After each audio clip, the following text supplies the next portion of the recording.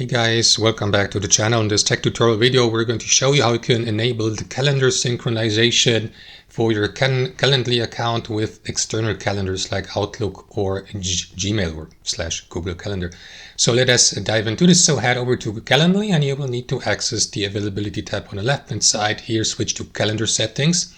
And here you will see the list of connected or linked calendars. I have connected my Google Calendar for the sake of this tutorial.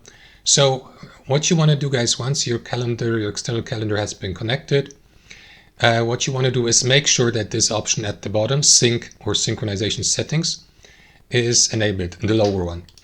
This one here above is optional, but you can also disable this one. So make sure that this checkbox here to the left next to automatically sync changes from this calendar to Calendly is enabled. So that will make sure that your external calendar transfers the event information or scheduled meetings and so on and so forth to Calendly and vice versa, which is automatic synchronization, just in other words. So that's it, guys. Thanks for watching. Hope you enjoyed it, got some value from it, and we'll see you next time on our channel.